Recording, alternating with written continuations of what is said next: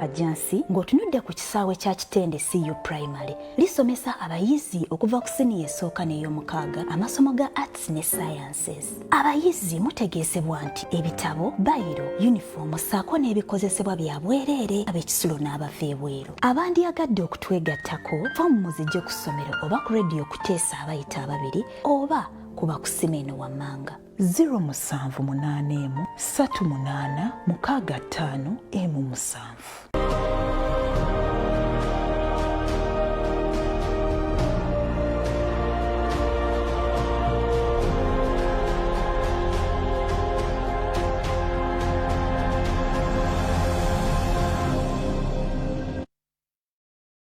Bazibe nnyo mikwano gyaffe mwena abalabi ba Good TV banange njagala obalamusaako nti mwasuze mutya. Mukama manyi abakumidde ddala bulungi mu mbeera zino ze tuyitamu tukkiriza Katonda nti ali ku ludda lwaffe. Njagala okugamba nti toggwamu maanyi, yongera okwesiga Katonda, okumwagala, okumulindirira. Ate mukwano kana akaseera tukakozesa okubeera nga tweyongera n'okusoma ekigambo kya Katonda, kubanga ekigambo kya Katonda bulamu eri obulamu bwaffe. Kati mikwano gyaffe abalungi tukidde ddala mu kiseera kyaffe kino ekiyitibwa nti obujulizi. Obeerawo buli lunaku okuva Monday paka Friday, bubeerawo okuva essaawa 5 paka ssaawa 6. Era mikwano gyaffe be tubadde tujja tutambula nabo manyi nti Mukama abakozeemu omulimu omulungi, kuba kitwongera okukkiriza nti Katonda afa asobola. Twagala okwebaza mikwano gyaffe abateekamu ssente ku lwa puroguramu eno be ba Midland Parents Academy. Mikwano mwe baale tuteekamu ssente. Lino essomero lisomesa abaana okuva ku senior 1 paka senior 6 ate liisa bulungi abaana ku O-level ne ku A-level. Kati mukwano njagala okugamba nti bw'otwala omwana wo wadde asasula emitwalo 28, ku mitwalo 28 bamwerako ebitabo ne peeni ate nga bamuwa n'ekyemisana. Bw'otwalayo omwana ow'ekisulo asasula emitwalo 54, ku mitwalo 54 bamwerako ebitabo ne peeni, bamuwa eddagala ly'engato, bamuwa eddagala ly'amannyo, bamuwa sabbuuni, ate nga mukwano n'abaana baffe abawala babawa ebikozesebwa. Bw'otwala omwana ku ssomero lino bamuwa yunifoomu nga ya bwereere. Okwewandiisa mitwalo 5 ate lino essomero ddungi lya Kikristaayo. Essomero lino lisangibwa Kawoto Kajjansi erya Midland Parents Academy, lisangibwa Kawoto Kajjansi. Kati mukwano gwange ali eyo, kino ky'ekiseera kyaffe tukidde ddala okubeera nga tutandika obujulizi bwaffe tulooterera entende. Njagala okusaba nti toleka bintu ku muliro byandikusiriirako, manyi abamu bibasiriirako.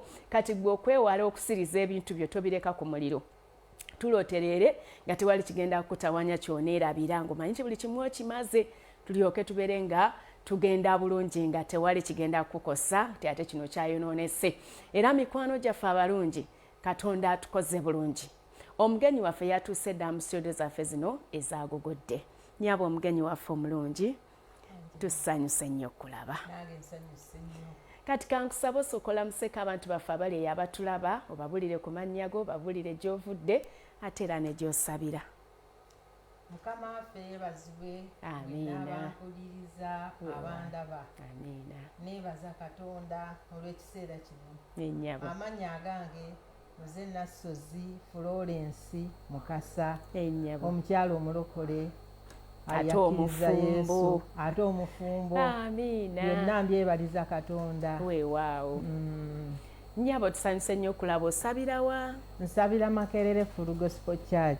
Ekkanisa yange mwensabira. Osula ludda wa? Nsula Kanyanya Wampamba Zone. Kanyanya Wampamba Zone. Nnyabo tusanyuse nnyo okulaba. Kati mikwano gyaffe abalungi nga tetunnaba kweyongerayo maaso n'obujulizi bwaffe, katusooke twewombeeke tusabe. Kitaffe omutukuvu Kabaka wa bakabaka, tukusinza tukutenda tukuwa ekitiibwa kubanga oli mulungi. Tukwebaza olw'ekiseera kino ky'otutuusizaako kye tugenda okuba nga tujuulira erinnya lyo olw'ebikulu n'ebinene by'okoze. Taata tukusaba osinkane buli muntu yenna agenda okuba nga awulira obujulizi buno. Buleete enkyukakyuka mu bulamu bwe Mukama, bwongere omunyweza, bwongere okunyweza okukkiriza kwe, era mukwano gwange alyoke yeyongere okukumanya n'okutegeera. Era naffe nga tuli wano twaniriza okubeerawo kukufuge. Ssebo omwoyo omutukuvu tukwaniriza, jangu otutwale nga tujulira Mukama, twogere ebyo ebinaagulumiza erinnya lye ebinamuweesa ekitiibwa. Taata tukwagala nnyo nga tumanyi nti yegwe Katonda omuyinza w'ebintu byonna. Tukuwa ekitiibwa n'ettendo mu linnya erya Yesu Kristo Mukama waffe. Amiina. Amiina. Kati maama nsaba otubuulireko ku gye nvuddewo. Twagala tumanye bakuzaala wa? Era abakuzaala omwami yaani, omukyala yaani, ye bakuzaala ddi? Ye olugendo lwo luzze lutya, okuza otya, osomedde wa? Ennyabo. Amiina. nga bwe nabategeezezza nti amannya agange nze Florence Nassozi Mukasa ndi mukyala mufumbo neddira njovu sinza kwegaana kika kyange kakati nzaalibwa omukyala Aisa Nava Namubiru omukyala oyo yeddira Mamba ate azaalibwa mu Mbejja kakati taata wange ye yali yafa dda taata wange ye yali Simon Sebowa Kikomeko be bantu abasookera ddala okusuubula mu Kampala nga balina obuduuka bwabwe obutonotono akaduuka ke kaali awo Mulago awo Mulago wenzaalibwa kati nenzaalibwa mu ddwaliro ery'e Mulago mu mwaka gwa 1955 Novemba nga 2 lwenzaalibwa nembeera ku nsi kakati taata wange yafa nga mpezezza emyaka ng'ena nga nkyali muto era saamulabako saalaba ku ssanyu lya taata wange kati taata wange bwe yafa abakyala bassenga abange baali babiri Edita Namawuuba ne Naalongo Ddamulira Mulago kakati nembeera nabo maama waffe ye akyali muwala muto bambi ye n'agenda n'afumbira n'agenda ne muganda waffe omu kubanga muganda waffe omu yali muto kati n'agenda naye kati bambi n'agenda neyefunira obufumbo bwe kati ffe nembeera Mulago awo deni ne senga ow'Emulago n'antwala Embikko mu Kyaggwe nentandika okubeera mu Kyaggwe eyo nga mbeera n'omukyala Edita Namawuuba senga wange kati nembeera naye nenkula ngera omwana omuto kakati senga wange oyo n'alwala obulwadde obw'omutima n'aba nga awaka ffe tetuwogana nga tetukuba mbeekuulo nga bw'okuba embeekuulo ng'azirika kati omutima ogwo gwammalako ndowooza emyaka nga 8 nange nagenda okugendayo nga mulwadde wa mutima kati n'abeerawo nga mulwadde wa mutima netubeera naye n'atuweerera n'atutwala mu ssomero nalinga yatutwala nasooka Namwezi primary school ssomero liri awo ly'abasiraamu kati Namwezi awo n'anzijawo n'atutwala essomero baliyitanga Njeru nakati likyaliyo Njeru primary school kati otuuse mu kibiina kyakumeka yantwala Njeru primary school nga ndi mu kyakusatu kakati nga ntambula okuva Embikko paka Enjeru nga wenkanawo buwanvu waaliwo ndowooza mayiro nga 3 oba 4 waaliwo akagendo waali wala kati ne tusoma primary nenkola P7 mu mwaka gw'7 P7 nenjimala kati bwe namala P7 senga ow'Emulago n'aga nti amasomero g'Ejjinja si malungi kati ate n'andeeta e Kampala nga tokuze nnyo awo nga nkuze kubanga okuva mu 5 okutuuka mu 7 omwana aba nkuze awo nali nkuze kati nembeera Embikko eyo senga waffe oyo bw'alwala omutima kati senga ow'Emulago najja okumulaba nga mulwadde ng'alaba embeera mbi naye nga kale tannaba kujja kati yagendanga mu buli lwa Sande ng'abantu bajja betutaategeeranga bulungi looza baali basamize kale nga bajja ne batta enkoko twalina ekisibo ky'enkoko kinene nga tulina n'embuzi naye kati bajjanga ye nga agenda mu basawo baganda kakati netubeerako mu mbeera eyo naye tetwagirwamu nnyo banagirabako katono kati oyo senga ne battanga embuzi naye nga embuzi tebatukiriza kulyako bwe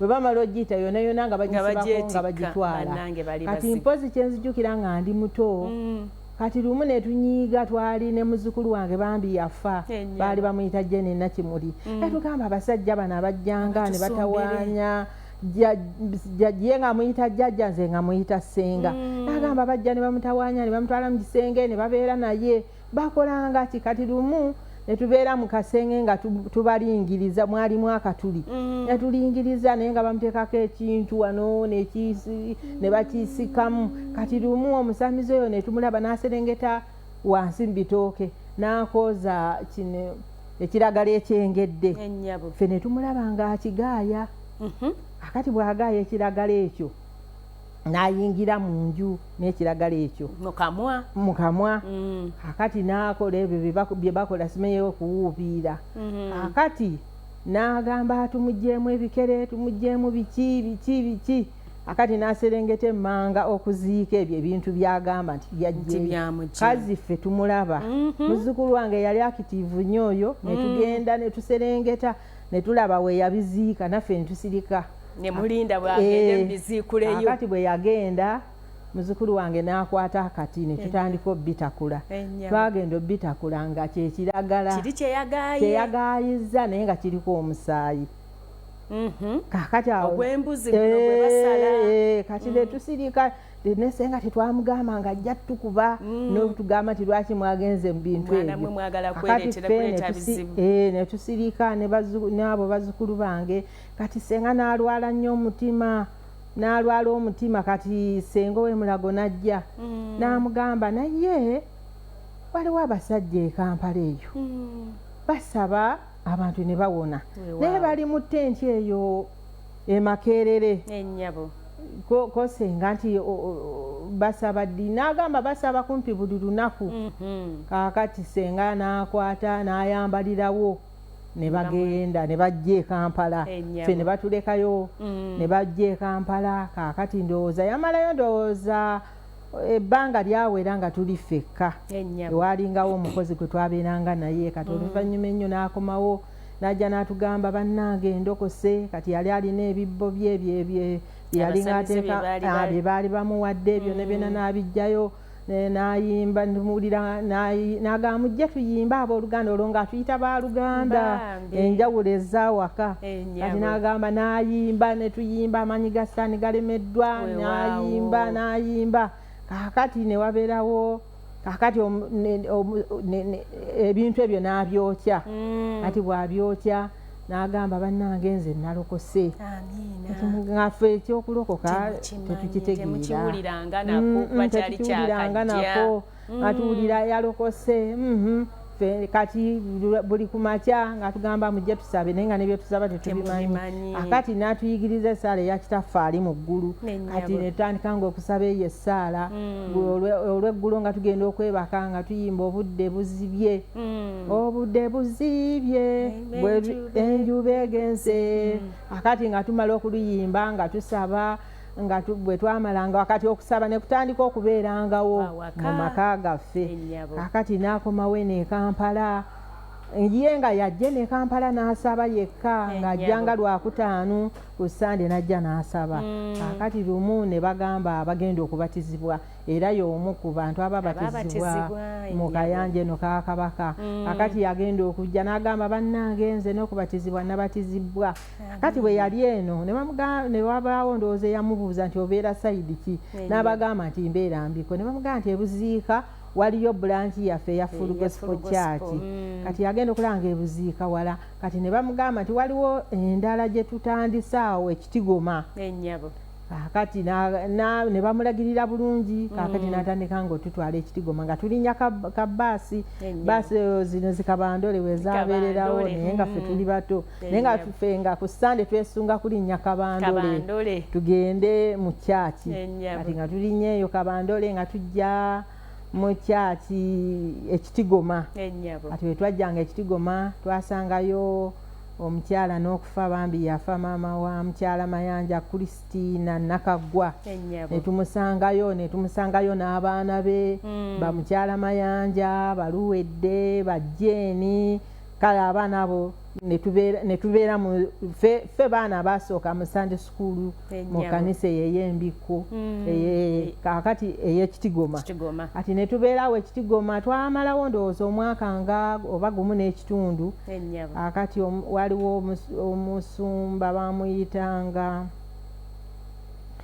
so omukoddomi wa mwami Kasozi David n'erinnya ndyerabidde Alexander kati Alexander oyo yali atwala essaza ly'Ekyaggwe nga ye supervisor akati n'ajjako olwo bajja ne Brown n'agamba naye twagala okufuna wetusobola okuzimba ekkanisa. Kati senga wange yaliwo n'agamba mwagala kiki nti twagala ettaka we tunaazimba ekkanisa. Ko senga wange nti anti tize mujje mbatwale mbalage we munaazimba ekkanisa. Senga n'asanyuka nnyo n'abuguutana. Kati ne tujja twali tuli awo Alikizana najja ne Brown kati n'atugamba ne tugenda ne tunoga empaanyi ne tutandika okuzisimba nga senga atulaga ekkanisa eyita wano wano nga tugenda tusimba empaanyi okwetooloola ekifo ky'ekkanisa ne tusimba empaanyi ne tusanyuka nnyo. Ne wayitawo ebbanga ne baweereza Sekatuugo yali omuzimbi ne baleeta n'ekyuma ekikuba bulooka. Kati ne batandika okuba bulooka ne bakuba bulooka naye nga twavanga ku ssomero nga tudduka kwesunga kupanga bulooka Sekatuugo zaakubye. Akati nga tudduka nga tupanga bulooka bwe tutyo okutuusa bulooka lwe zaawera ne batandika omulimu gw'okuzimba ekkanisa. Ne bazimba ekkanisa naye nga ekkanisa okutuusa lwe yaggwa. Bwe yaggwa basenga ne bakola embaga yali nnene nnyo era Brown yajja era Brown ye yajja naggulawo ekkanisa. Yajjako olwo n'abaana be babiri omuwala n'omulenzi ne Alexander. Kati awo ne batuwa omusumba eyasooka bamuyitanga Ombiiti yali mu Tanzania. Najja n'atusumba n'atukolamu omulimu awo n'atandika Sunday school naye ng'omuntu gwe yasooka okulonda okusomesa Sunday school yali mukyala Christina Nakaggwa mama mukyala Mayanja. Kati oyo n'aba nga ye Sunday school superintendent nga yatugabanyaamu abatennyo abagulukulu. Kati ne tubeera awo mu mbeera eyo naffe ne tutandika ne tuba tutwalanga okuwa obujulizi. Olwo nga mulokose? Olwo ndowooza twasooka kuwerekera balokoka nga tuli mu kinyumu. Twabeera nnyo mu kinyumu. Ekinyumu ekyo nga tugenda naye ng'oluusi ku ssomero abana nga batusoomoza abo nno balokole ng'ate olusogama siri mulokole senga wange ye mulokole ebiki bwe bityo ffe batutwala butwazi. Kati tusooka tubeera mu kinyumu ky'abalokole ne tukibeeramu. Naye nga wano temusanyuka nti abajjanga okusamira tebakyajja? Ekyo nakyo ne tusanyuka ne tugamba nti tuwonye babadde batuliira embuzi zaffe bali enkoko. Ekyo nakyo ne kitusanyusa ne tugamba nti kati tuli bantu kati ne tutandika okutuusa Nakaggwa yatukolamu omulimu n'agamba baana mmwe mulabika temulokokanga. Kati lumu n'atubuulira enjiri ey'okulokoka. Nzijukira ekyankomako mu bulamu bwange yagenda n'agamba nti kaakati baana mmwe buli lwe mukola ekintu kyonna Katonda alina fayiro zammwe ate Katonda abakuba ebifaananyi bw'oba ogenza okubba Katonda ng'akuba akafaananyi kati ku lunaku luli agenda kulaga akafaananyi ako. Buli lw'okola ekibi oba ovumya omuntu oba okoze eki akafaananyi ako kagenda kulabika ate Katonda agenda kubikula fayiro yo. Kati olina okukolerera fayiro yo nga nnungi. Kati ekyakafaananyi ekyo ne kinkomako nnyo nnyo nnyo. Awo ne tutandika n'okuleeta ab'embiko ne tutandika okuleeta eŋŋombo nga bw'oyogera ekintu kapiki ky'okukuba kapiki ky'okukuba oyogera mazima piki kyeyo bagenda okukuba gwe nno kapiki kyanga toyogera mazima. Ne tutandika awo ne ntandika okutegeeramu obulokozi kye buli. Ntandika okugamba nga bwe mba ngenda okukola ekintu oba ekitali kirungi nga nkitya nga ŋŋamba nti bankuba kapiki kya. Omukyalo oyo n'atusomesa n'atugamba era yagendanga atusomesa n'agamba nti Yesu atuula mu mitima gyammwe. Kakati ne ŋŋamba kakati bwe munaakolanga ebibi nga Yesu abuukamu nga bw'atugamba akati nga tutandika okugamba nze sijja kola bibi saagala Yesu ave mu bulamu bwange. Kati nga tugenda naffe tukyuka mpola. Kati ndowooza mu mwaka gw'6 ffenna abantu twali tukuze ndowooza nze nali 68 oba 67 ffenna abawala twali tukuzeekuzeemu. Kati ne tusalawo okukkiriza Yesu. awo ne tulokoka. Kati bwe tulokoka ne batutwala ku Kiyira okutubatiza ffenna twali mukyala Mayanja, Jeni Nakimuli, waliwo n'omugenzi awo Luusi, Jeni, kati abavubuka bonna olwo ffenna lwe twabatizibwa ne bayimba oluyimba omugugu gw'ebibi gugudde, nga bayimba gugudde akati awo Senganaga kakati muli balokola abatuufu. Yate kansooka enjogera abantu abali eyo mumanyi lwaki tweyita bagugudde bannanga omugugu gw'ebibi gwagwa. Lwe luyimba lwabadde ayogerako lwe twalinga oluyimba lwakuba ennaku zino tetukyaluyimba nnyo nga bwe twaluyimbanga bane nga twayimbanga gugudde ate nga mazima omugugu gwagwa. Kati kwolwo nange lwe nabatizibwa omugugu ne gugwa ne ndabira ddala nga nkyusiddwa owulidde awo netandika kubeera nga neegendereza. Mukyala Nakagooyo yatukolamu nnyo omulimu.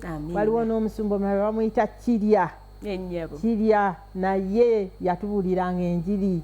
Omulala yali muzibe naye omusajja oli yali muzibe naye Katonda yamuwa ebyawandiikibwa muzibe owaaba mugalu. Kati omusajja oyo nga atubuulira naye enjiri mu Sunday school owulidde. Kati ne tukula nga tugenda bwe tutyo akati oluvannyuma ennyo oba 7 oba 1 ne batuleeta Makerere okugenda mu kampu abawala ab'embiko n'abeebuziika. Kale nga oluusi nga wabeerangawo gundi okusula mu kyaki oluusi nga tugenda ebuziika eyo nga tutambula mu Kyaggwa omwo mwonna Ntenjeru Seeta kakati nga tugenda ne tusulayo mu kyaki naye nga tuli bato mu nayiti ez'enjawulo. Kakati ne batugamba nti kati eriyo kampu omwaka gwali gwa 7 oba 7 kwebyo ebibiri. Kakati ne tujje Makerere nzijukira gwe gwali omulundi gwange okusooka okujjako e Kampala okujja ne Makerere.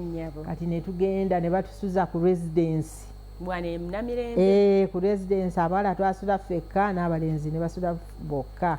Kati ne batufumbira emmere. Kati enkeera ne tulinnya ebbaasi yali UTC ne tugenda e Nabugabo ne tugenda nga tuyimba nga tukuba bbaasi nga tunyumirwa naye ng'abaana ab'e Makerere Full Gospel Church nga banyooma nnyo ab'omu byalo nga batuyisaamu awo amaaso balaba nti tuli bakataala tetubitegeera bulungi. Kati benzijukira abaali ab'e Makerere yali Edith Knight mukyala wa Lugembe, Nakabiri ali Bungere ali mu Amerika eyo abo bonna benzijukira. Mukyala Kigozi teyaliiko teyaliiko. Kati abo benzijukira aliwo n'abalala baali bangi. Kale ne tugende e Nabugabo. Kati ffe ab'omu Kyaggwe twali twemanyi abeebuziika mukyala Mayanja nze Robina Joyce Nabitosi Bright nga ffe twemanyi nti tuva mu Kyaggwe. Kakati tugenda mu kampu ne batusomesa ebintu bingi ne batuteeka mu gurupu naye ekisinga okwewuunyisa ne batuteeka mu groups yalingayo groups. Kati group gye banteekamu yali ekulemberwa kwegambe yali agikulira yali Mwami Sunday Yusufu Mukasa. Kati ye group gye banteekamu akati oyo ye nga tulabira ddala obuwala bw'embiko tuli bakataala. Akikujjukizaako nakati simanyi oba akyakijjukira naye nga kati yalinanga akatembayo gwe yakolanga naye nga ffe tuba tuseka. Buno obuwala bw'embiko buba busekaseka buli kaseera ye bwaba butya kweganga mwe munyumirwa byakola museka busesi nga ffe tuseka busesi. Kati naye tubeera mu kampu kakati ab'e Kampala ne beekolamu omulimu nti ffe tugenda twagala tubake n'obuwala obw'omukyalo buno abo bonna bannayiti beekozeemu omulimu Bannakabiri. Akati naffe ab'embiko ne tweronda bannange twakuba bali ate mwe ab'omukyalo nga bali babadde beewaana. Mbiko n'abeera waggulu ku mwalimu n'omukyala mugenzi maama waaba gundi bamuyitanga Debula mukyala azaala Batone bamuyitanga Debula Debula we yakyaka nnyo yali naye wembiko owulidde yafumbirwa omusumba Kigongo naye yali wembiko tewamulabako kaakati munnange ne tubeera mbiko n'alinnya n'atutumuka ne tuvaayo bulungi nnyo naye munnange awo ne tweyongera okunyweza Katonda bwe twava mu kampu nga bw'ogenda mu kampu yaliyo omwoyo yali w'amaanyi nnyo obunnabbi bwalinga bw'amaanyi nnyo enjiri obujulizi ng'abantu tuwa obujulizi ovaayo ng'okyusiddwa era nga tusobola kugenda Nabugabo n'okomawo nga bwe wagenze era wagendako okudda ng'oli kitonde kijja ng'oli musanyufu ng'okyusiddwa ng'obuyisa obubi bwonna bukuvuddemu kwegamba Nabugabo yalinga enaaza omuntu okubeera nga anaazibwa ate nazibwa bujja katusooke tusimbewo katono awakati mikwano gyaffe abalungi tukyagenda maaso n'obujulizi bwaffe naye tugenda kuwummulamuko katono nnyo tukomawo obujulizi bukutuusibwako Midland Parents Academy Kawoto Kajansi ng'otunudde ku kisaawe kya Kitende CU Primary. Midland Parents Academy Kawoto Kajansi ng'otunudde ku kisaawe kya Kitende CU Primary lisomesa abayizi okuva ku siniya esooka n'ey'omukaaga amasomo ga Arts ne Sciences. Abayizi mutegeezebwa nti ebitabo, bayiro, uniform ssaako n'ebikozesebwa bya bwereere ab'ekisulo n'abava ebweru. Abandyagadde okutwegattako foomu muzijje ku ssomero oba ku rediyo kuteesa abayita ababiri oba kuba ku Simeno Wammanga 0783865 Ladies and gentlemen, my name is Judy Rugasira Chanda, and I'm here to appeal and urge all my fellow Ugandans that COVID-19 is real. It's a war that we must fight and fight together. We all become soldiers at this point. Please, let's wash our hands as often as we can. Let's practice social distancing, and let's be each other's keepers. This message is brought to you by the Ministry of Health.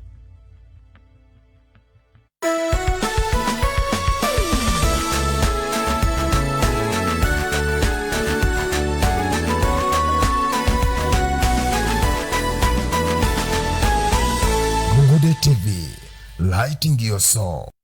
Gugude TV, erungamizibwa ekitongole kya Uganda Communications Commission.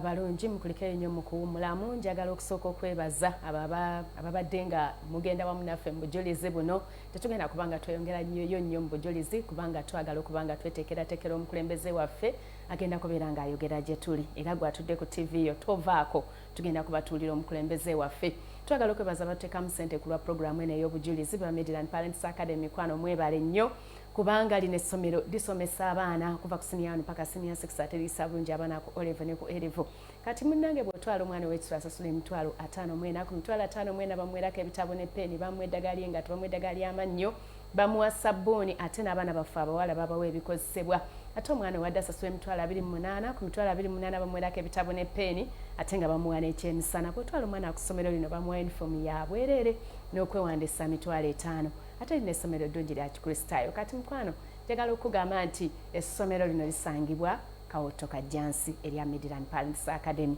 Mikwano gyaffe abalungi twagala okugamba nti mwebale nnyo okubeera wamu naffe mwebale nnyo okubeera nga mwagala puroguramu yaffe n'ey'obujulizi tovaawo sigala ng'otudde kubanga kituufu ddala tukyagenda maaso nga tugenda okulya omukulembeze waffe maama omulungi kankusaba obeeko bw'otumira nga tetunnaba kuva ku mpewo bannanga abalungi abampuliriza n'abandaba siyinza kusooka butatumira omwami Sande Yusufu Mukasa mukwano gwange amiina gwenjagala ennyo ate ye muntu ali smart nyabo wano mu Uganda ne mu Central Africa ne mu East yakusingira omulala okuba smart bannange omwami oli ali smart amiina kyemwagalako ekyo amiina sebo Mr. Mukasa manyo tulaba bulungi nnyo weebale kuba smart sebo weebale ate kuba wa mukwano eri maama waffe ate neebaza Katonda nti naawe oli mukyala mukakkamu amiina bannange oli mukakkamu oli mukyala simanyi kyenyinza kwogerako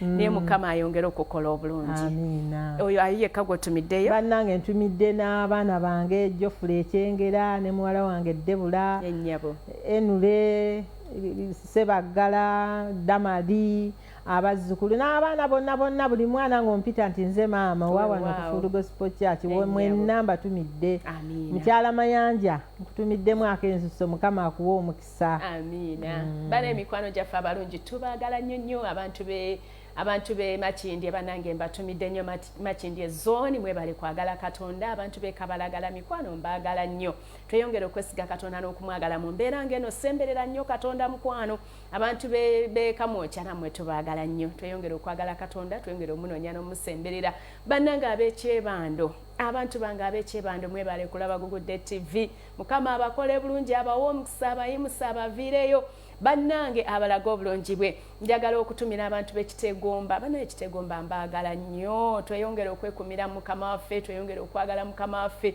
tweyongera okutya Katonda mu mbeera nga zino tweyongera okuwaayo emitima gyaffe eri Katonda bane maama Mukasa webale kwagala Gugudde TV nkutumidde nnyo mwenna mikwano mbatumidde nnyo abantu bange mwenna abaana bange njagala obaga nti mbaagala nnyo tweyongera okwagala Katonda n'okwesiga Katonda bannange tubeere ng'obulamu bwaffe tububuliza mu Katonda yongera okumwesiga yongera okumwagala yongera okubeera nga obulamu bwo bubuliza mu Mukama gwatannalokoka kyekiseera okkirize Kristo okubeera omulokozi wo tolinda byankya tolinda byaddi togamba nti nze obudde bwange bukyaliyo nekyekiseera okkirize Kristo akwagala nnyo n'okusinga bw'oyinza okkirowooza mutwala okubeera Mukama w'obulamu bwo mikwano gyaffe abalungi twagala basibulira wano kubanga twetekeratekera ekiseera ekiddako ekyokuwuliriza omukulembeze w'eggwanga katubeere nga ffenna tuteredde tulindiridde omukulembeze w'eggwanga okwogera gye tuli Mukama abatuweera omukisa abaddewo okubanjirira programu eno mbadde Harriet Nsereko okuva no Gugudde TV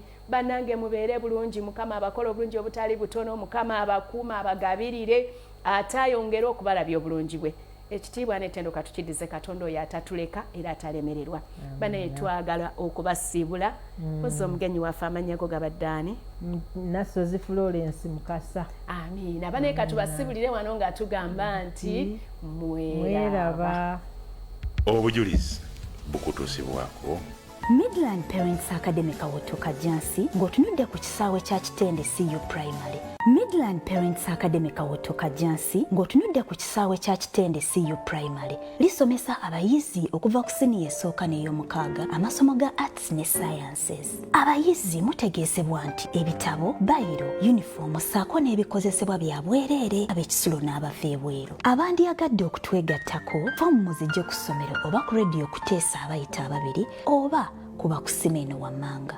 078 38